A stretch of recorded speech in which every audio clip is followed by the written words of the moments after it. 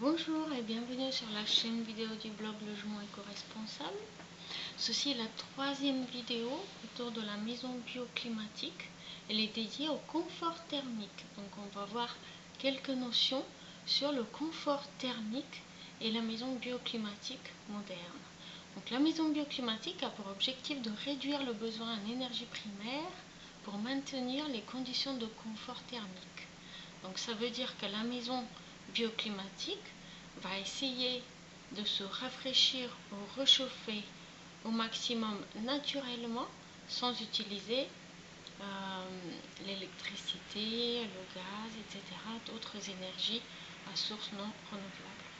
Donc la performance de l'enveloppe est un élément important pour la maison bioclimatique moderne. En effet, si la maison bioclimatique traditionnelle, c'est-à-dire les maisons anciennes construites avant 1900, peuvent respecter les principes bioclimatiques pour optimiser leur interaction avec l'environnement, la maison bioclimatique moderne est en plus une maison économe en énergie. Donc elle va respecter les principes de la maison économe en énergie qui sont basés sur une bonne isolation de l'enveloppe, l'étanchéité à l'air et la ventilation contrôlée. Alors pourquoi ces trois éléments clés?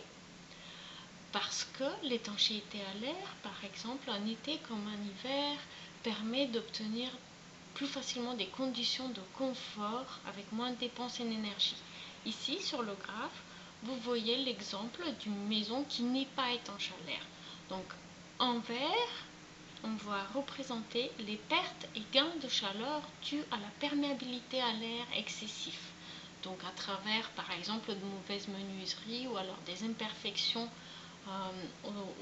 aux éléments de liaison, par exemple entre plancher et mur. Donc là, vous allez voir en hiver d'énormes pertes de chaleur dues à l'infiltration d'air. Si en rouge, on a les pertes dues à la conduction, ça veut dire dues à la mauvaise isolation des parois, et bien en vert, vous voyez, c'est énorme, les pertes de chaleur à travers l'infiltration d'air.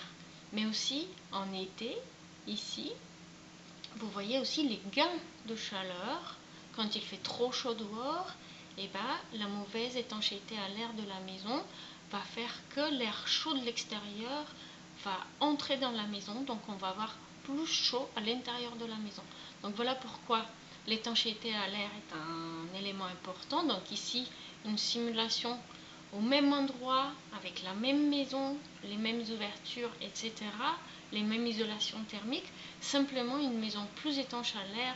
Donc vous voyez la différence. Si en rouge, on voit les mêmes pertes et gains dus à la conduction, et les pertes et les gains verts dus à la perméabilité à l'air sont grandement réduites. Donc l'étanchéité à l'air est un élément très important parce que dès qu'il fait trop chaud ou trop froid dehors, il faut limiter la ventilation au strict nécessaire. Mais c'est aussi pour cela que la ventilation mécanique va être très importante pour assurer un air intérieur sain et renouvelé suffisamment.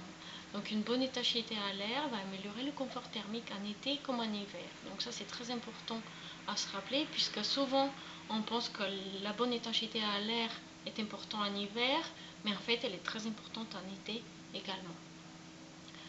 Alors le confort thermique va être également déterminé par l'isolation de l'enveloppe. L'isolation réduit l'échange de chaleur entre dehors et dedans, pareil en hiver comme en été, dès qu'il y a une différence de température. Par contre, il est important de se rappeler également que des recherches ont prouvé que pour la même température d'air à l'intérieur, on va avoir une sensation de froid lorsque les parois sont froides, donc sol, mur et plafond, et on va se sentir plus confortablement lorsque les parois sont chaudes. Donc ici vous voyez une image qui est issue d'une expérience qui a été faite avec un air ambiant à 18 degrés.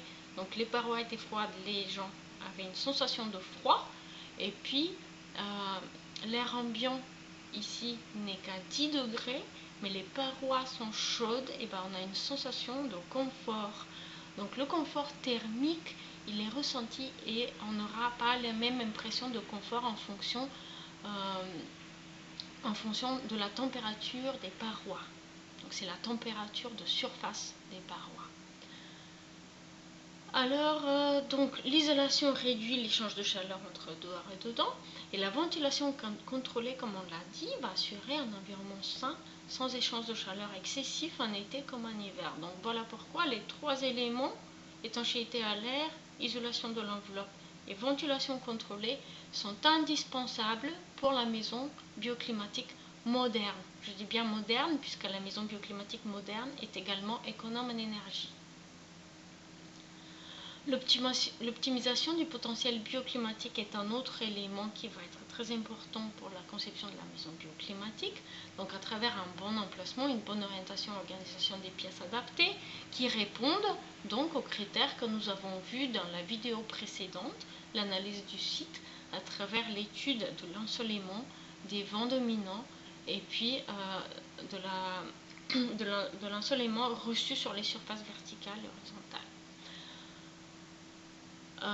L'utilisation de dispositifs divers pour ajuster l'interaction entre l'extérieur et l'intérieur en fonction des besoins est également un élément clé dans la conception d'une maison bioclimatique. Donc,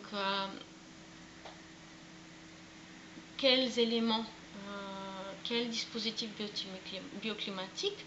Ça sera par exemple le mur trombe, la serre bioclimatique, les protections solaires, certains éléments à forte inertie thermique utilisés aux bons endroits, etc.